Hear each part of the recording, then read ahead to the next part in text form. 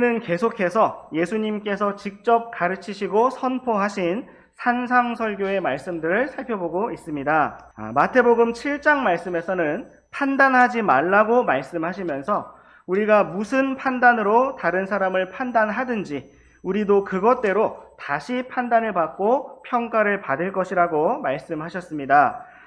또한 우리는 지난 시간에 성경에 나타난 판단을 하라는 말씀과 판단하지 말라는 말씀들을 찾아보았습니다. 판단하라고 말씀하신 부분들은 어떠한 일들이 하나님 앞에서 바르고 합당한 것인지를 분별하라는 말씀들이었고, 무엇보다 나 자신이 다른 형제 자매의 길에 걸림돌을 놓지 않았는지 판단하라는 말씀이었습니다. 그리고 판단하지 말라는 말씀은 다른 형제 자매를 무시하거나 업신여기지 말라는 말씀이었습니다. 오늘은 우리가 판단에 대한 말씀을 마무리 정리하고 계속해서 이어지는 마태복음 말씀을 살펴보도록 하겠습니다. 이제 우리 함께 마태복음 7장 1절에서 5절까지 말씀 한 절씩 번갈아 읽어보시겠습니다. 너희가 판단을 받지 않도록 판단하지 말라.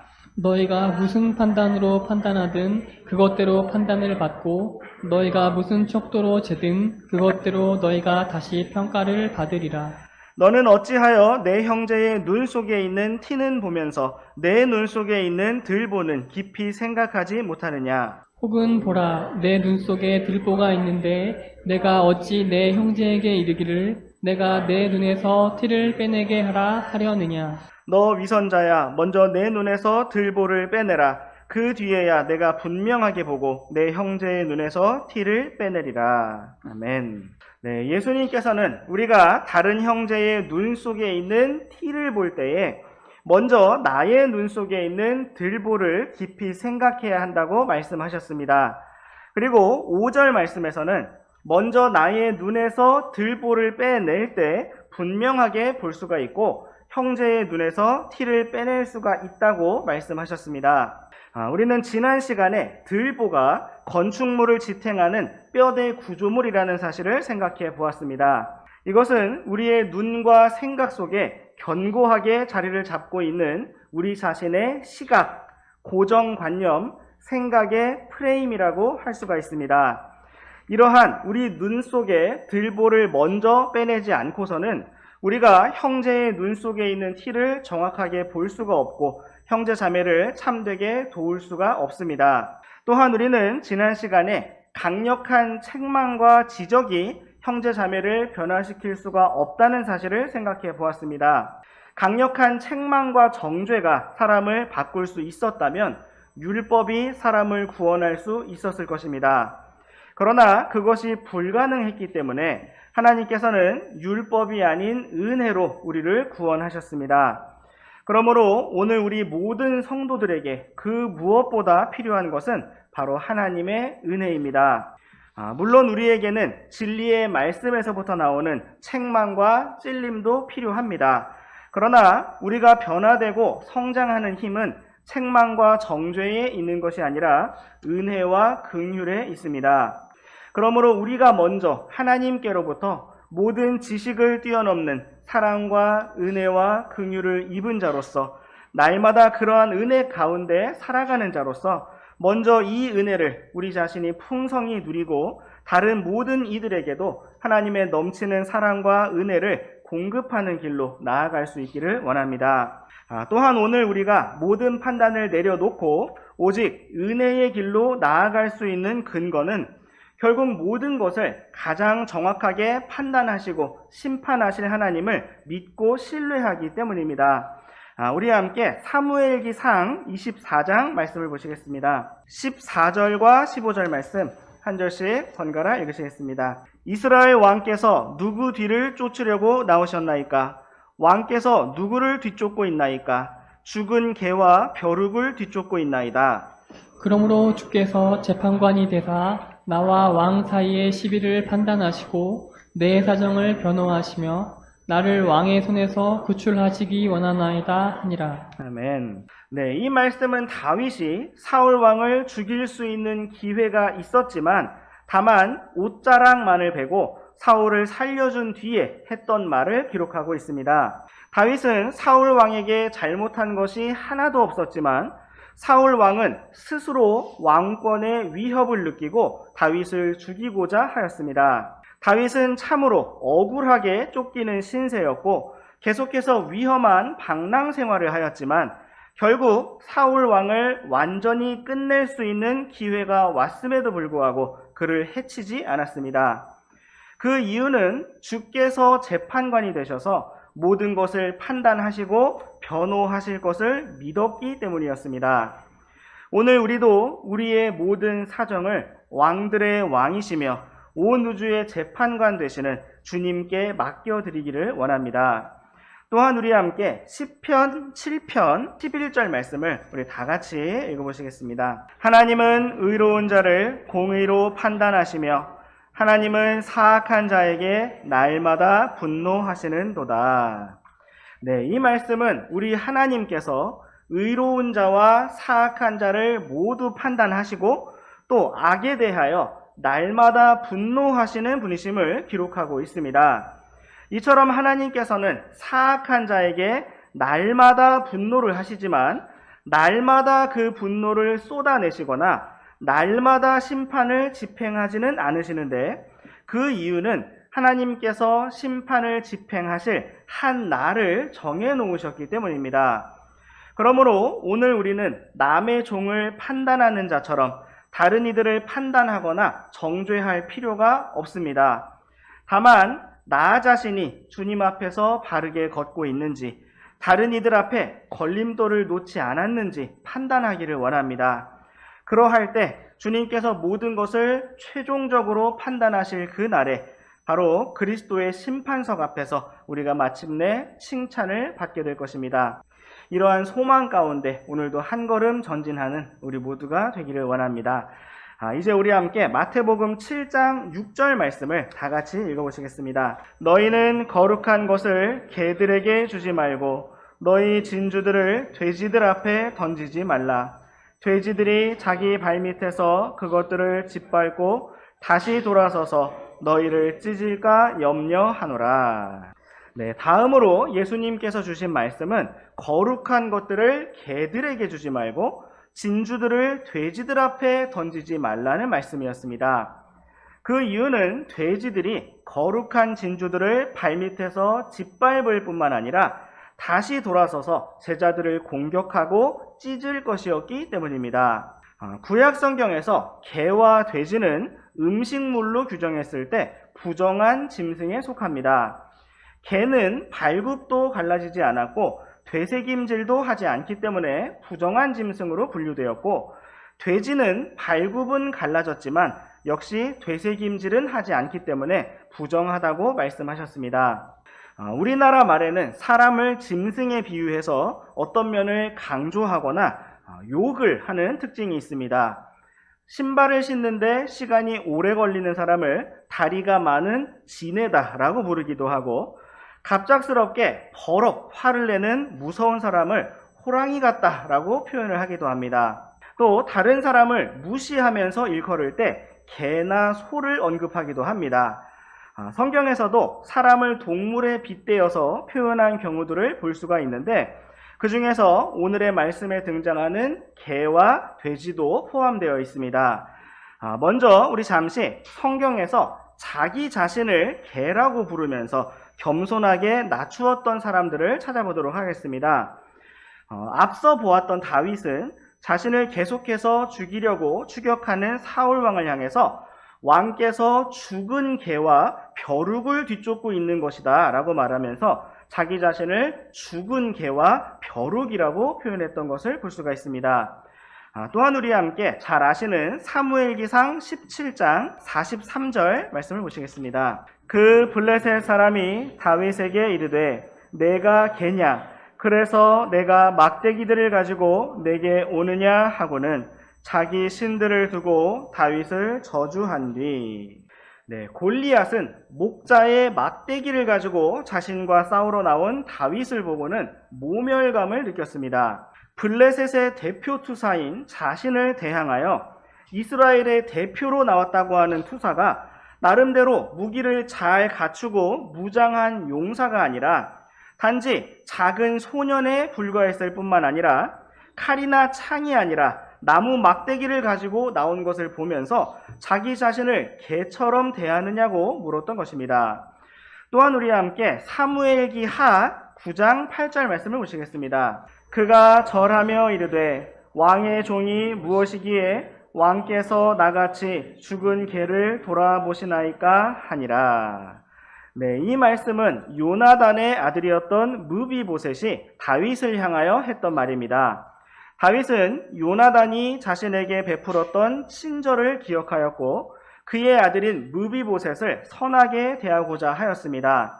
그리고 두 발을 다 절었던 무비보셋은 망하고 무너진 왕조 가문에 속한 몸도 불편한 자격 없는 자신을 가리켜서 죽은 개와 같다고 표현하였습니다.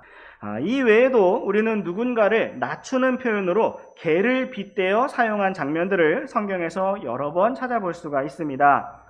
다윗의 신하였던 아비새는 다윗을 저주하며 따라오던 시므이에 대해서 이 죽은 개가 어찌하여 내 주 왕을 저주하리이까? 원하건대 내가 건너가 그의 머리를 베게 하소서라고 말했습니다. 또한 시리아의 장군 하사엘은 그가 왕이 될 것이라는 대언자 엘리사의 예언을 들을 때 그런데 개와 같은 당신의 종이 무엇이기에 이런 큰 일을 행하리이까? 라고 응답하였습니다. 이처럼 구약 성경에서 개라는 동물은 기본적으로 누군가를 많이 낮추는 의미로 사용되었습니다. 또한 우리와 함께 출애굽기 22장 31절 말씀을 보시겠습니다. 너희는 내게 거룩한 사람들이 될지니 너희는 들에서 짐승에게 찢긴 것의 고기를 먹지 말고 개들에게 그것을 던질지니라. 네, 모세는 이스라엘 자손에게 율법을 주면서 짐승에게 찢긴 고기를 사람이, 거룩한 사람이 먹지 말고 개들에게 던지라고 하였습니다.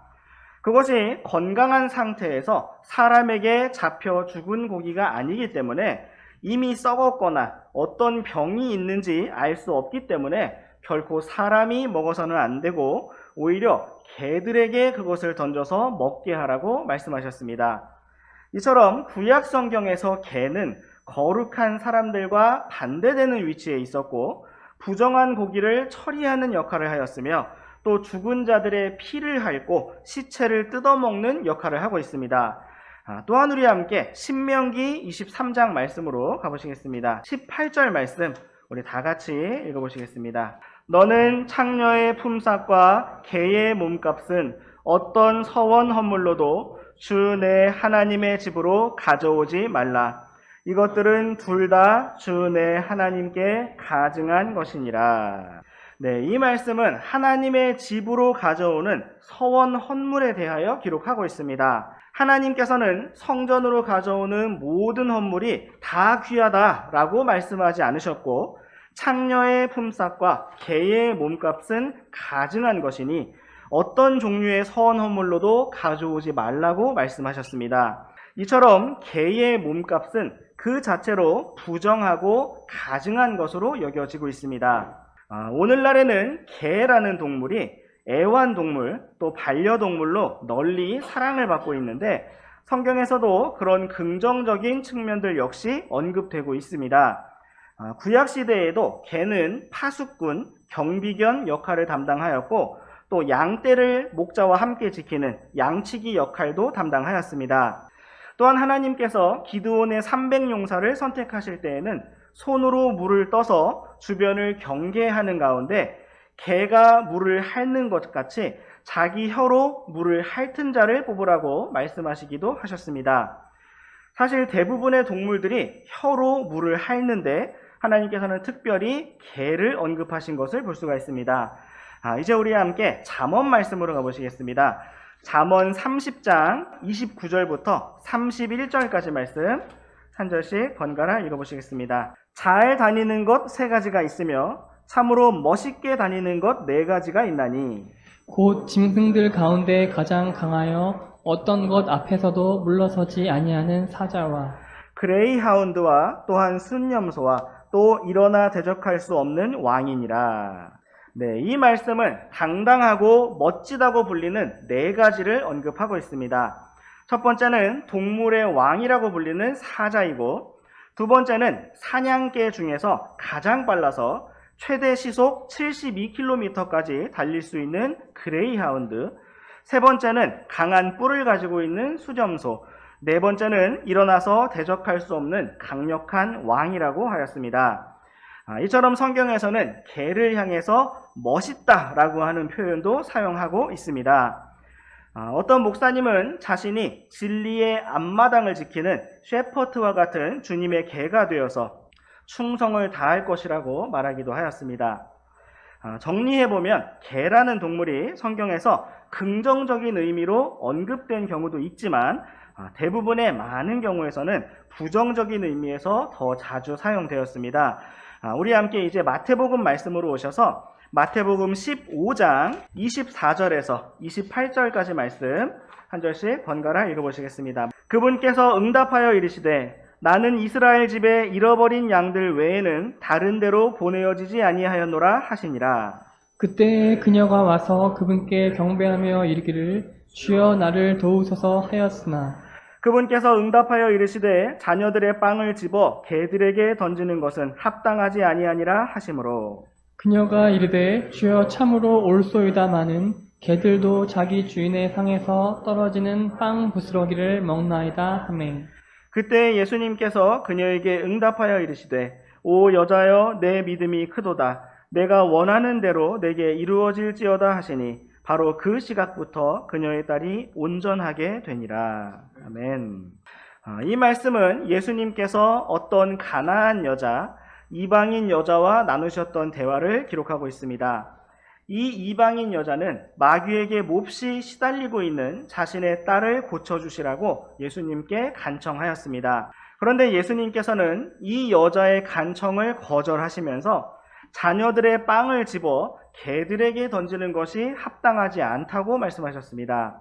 이것은 다윗의 왕좌에 앉으시는 메시아 그리스도의 왕국이 가장 먼저 이스라엘 자손을 향한 것임을 분명히 말씀하신 것이고, 이방인들이 약속의 언약들과 상관이 없는 자들임을 분명히 말씀하신 것입니다. 우리는 마태복음의 가장 마지막 말씀에서 제자들을 온 세상 모든 민족에게 보내시면서 가서 모든 민족들을 가르치고 복음을 전하라고 말씀하신 지상 사명의 말씀을 잘 알고 있습니다. 그러나 우리는 그보다 앞서 마태복음 10장 말씀에서 제자들을 보내실 때에는 오직 이스라엘 집에 잃어버린 양들에게만 가라고 말씀하신 것을 볼 수가 있습니다. 모든 것이 하나님의 영원한 계획 가운데 있었지만 그것이 이루어진 과정을 보면 예수님께서 처음에 오셨을 때에는 철저히 이스라엘의 왕으로 유대인들의 메시아로 오셨지만 유대인들이 자신들의 왕 메시아 그리스도를 거절하고 십자가에 못 박았을 때 이방인들에게로 그 은혜와 기회가 주어지게 된 것을 볼 수가 있습니다.